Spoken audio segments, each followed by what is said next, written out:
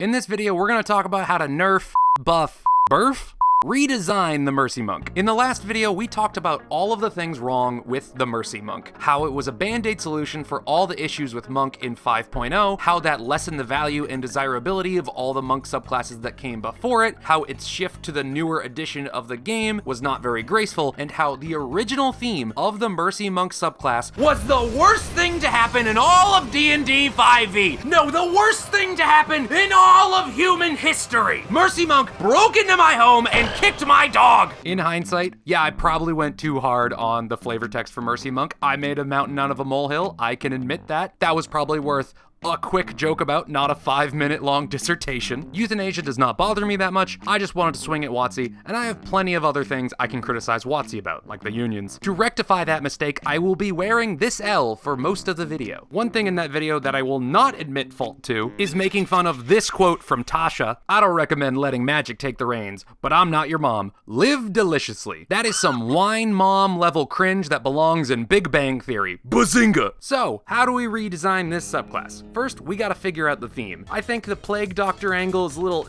If I wanna be a Plague Doctor themed character, I wanna be like an artificer or a cleric. But a monk?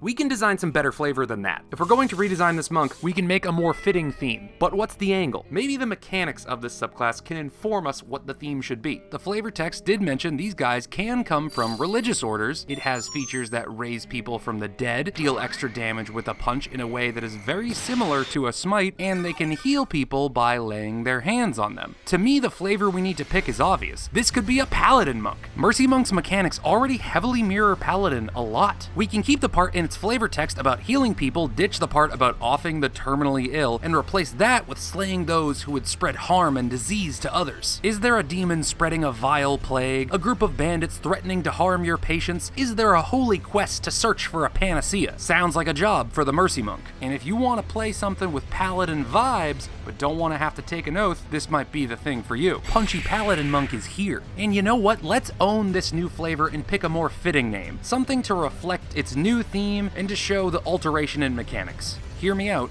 Way of the Rightous Monk. A monk that is all about going out into the world, righting wrongs and lifting up the downtrodden. It's kind of like a Shaolin monk. At least the Shaolin monks from 400 years ago that fought Japanese pirates. They exist to promote a way of life that brings peace and good health, but they will fight in wars if necessary. Okay, so mechanically, how do we make this subclass? At level 3, they can keep Hand of Harm as is. It's a spookier smite. It's cool. Also at level 3, they get Hand of Healing. When you use your Flurry of Blows, you can replace one of your punches with a healing touch. You can heal yourself or another creature. This is super good. While this doesn't have the big burst healing of Cleric, it does have good action economy. A lot of the times when a character has to heal a teammate, they have to choose between healing an ally or damaging the enemy. But with Hand of Healing, you can pick up an ally who is at 0 HP and then use the rest of your turn to whack bad guys. It's great. And this is an angle of monk we haven't seen before, a healer. I think that is a super cool direction to take a monk, and I wish they leaned more into that. So that's what I'm gonna do. I'm leaning into it. And last thing at level 3 is Implements of Mercy. It gives them proficiency in the insight and medicine skills and proficiency with the herbalism kit. That's fine, we keep that. But I want to point out the 2014 version of this feature because I think it's very funny. Quote, "You also gain a special mask, which you often wear when using the features of this subclass. This mask is never mentioned again in the subclass or any of its features. It serves no mechanical purpose. It does nothing. So it is in no way, as it says,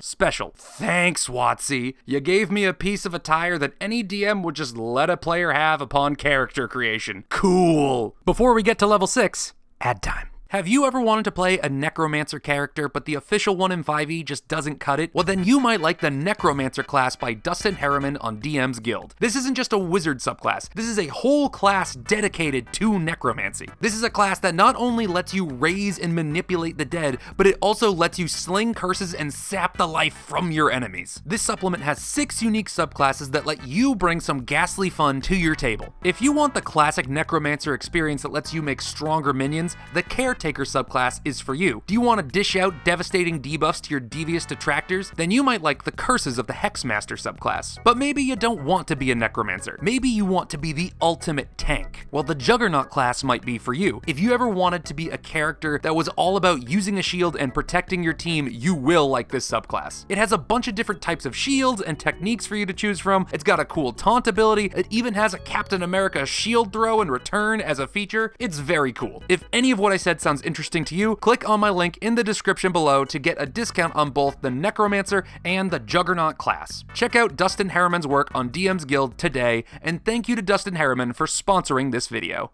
Level 6. At level 6, they get Physician's Touch. It gives you 2 upgrades to the previous features. Hand of Healing gets an upgrade that lets you remove the blinded, deafened, paralyzed, poisoned, or stunned conditions when you use it. I love that. Being able to slap a debuff off a friend as a bonus action that also heals is so good. You can backhand your friend and return their sight. Jesus, Leesus, I'm doing a Jesus! So good. The Hands of Harm upgrade, not so good. This is an auto poison feature that's really swingy in effectiveness. In the last video, I made some possible alternatives if you want to use those, but as I said, I'm going in a different direction. I want to lean into the idea of a healing monk subclass and push the paladin vibes. If we look at the paladin spell list, a fun healing spell to get access to is Aura of Vitality. Casting it makes healing energy pour out of you, creating this healing aura that allows you to restore HP to a creature once per turn for a whole minute. I think we could adapt this to make a wonderful ability for our healing monk. So at level 6, we will give them Merciful Aura. You can extend your ki beyond your arm's length to heal those in need. As an action, you can cause an aura to radiate from you in a 10-foot radius for 1 minute. When you create the aura, and at the start of each of your turns while it persists, you can choose one creature inside the aura to regain hit points equal to 1 roll of your martial arts die plus your wisdom modifier. Once you use this feature, you can't use it again until you finish a long rest. Now we got some consistent healing, and it doesn't use up your ki. So if your friend is really hurting, pop your Merciful Aura and then bonus action slap the stab wounds off of his body. And you still got 1 punch left over. So even when this character is fully healing, they can still put out some damage. And for that last remaining punch, may I recommend punching this really annoying witch? I mean, if you are a paladin, this is like your dream scenario, right?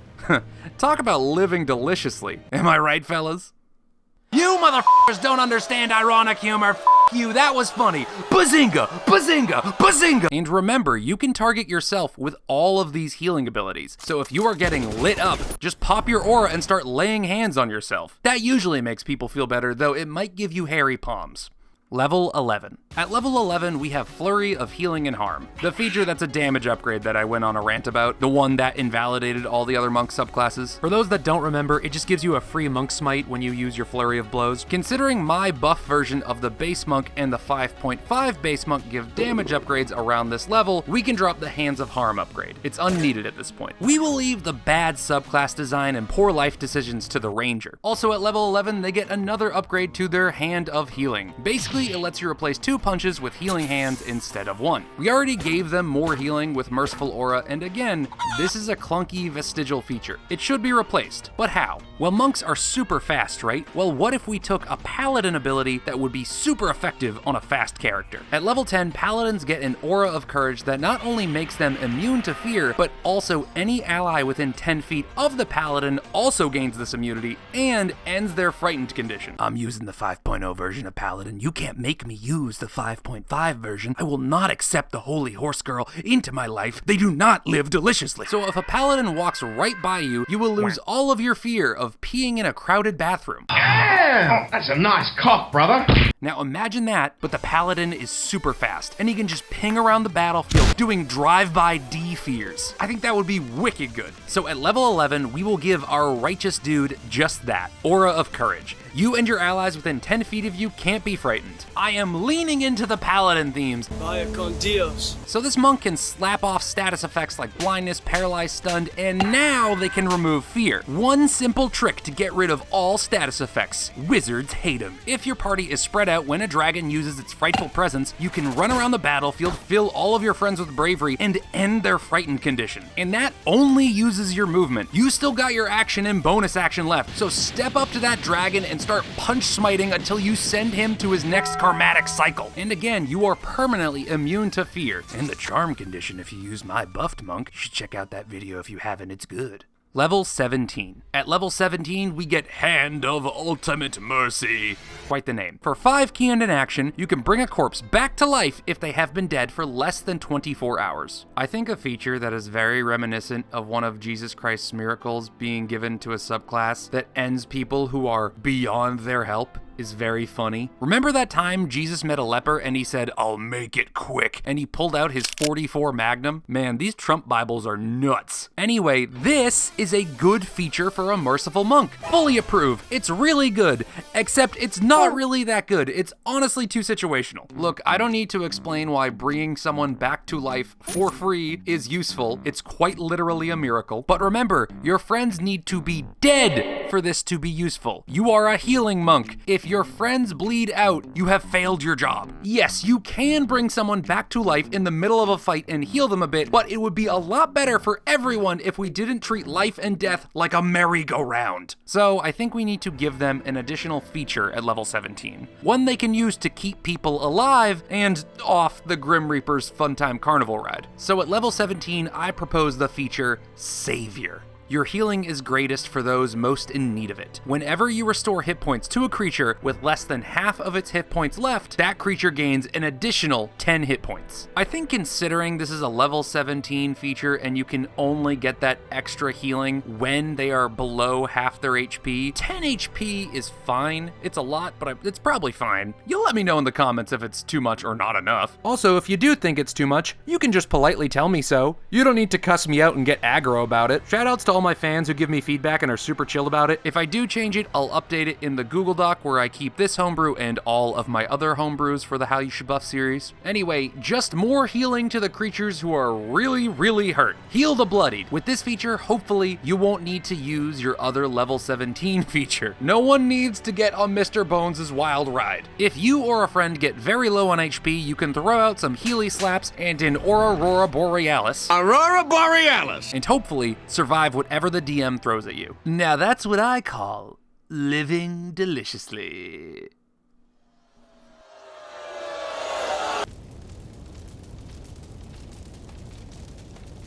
Bazinga. All right, I think I've worn this long enough. Hey, Skelly, I know you're probably tired after casting Wish or whatever, but, do you have a second to talk? Sure, dude, what's up? There's been something that's been bugging me lately. When we saved the other monks from the Mercy Monk, he said you need me. It felt like he was saying you kept me around not for friendship, but like, to use me. But that's not true. Like, you wouldn't do something like that. We're friends, so there's not actually any truth to what he's saying. Right? Of course not, dude. That guy's a scumbag. He was trying to get in our heads. You got nothing to worry about. Okay. Cool. Shoutouts to the patrons: Beefmaster, Nolan46, Panko6, Hayden Tistammer, Manifestering, Seductive Squidward, Black-Blooded Beast, Captain Halcyonics, Nepharath, Trevin Zarmas, Terius, Timberwolf J, The Gaming Rogue, Ride and Rising, Willow Badger, Fenikusu1, Christopher Cook, Zakaloo, Xander3, Fusro Dog, Poggers Extreme, James Spear, Seth Nyaw, Mr. Nobody 13, Alex Score, Ed Boy, Pat Hughes, Davester, Iskander711, Anymus, Dice Monkey, Mullock, Cubico, Kingstorm, Conscript, Polymolly01, Soul Dice the 53rd, Inkblot, Breckenven, Direwolf, Moth, Vulcan, Fellfire Links, T-Money, Tyler Toon, Samurai Dan, Simon Bengston, Aiden Zamora, Necrotic Entity. Thank you all so much for your support. You are all the best.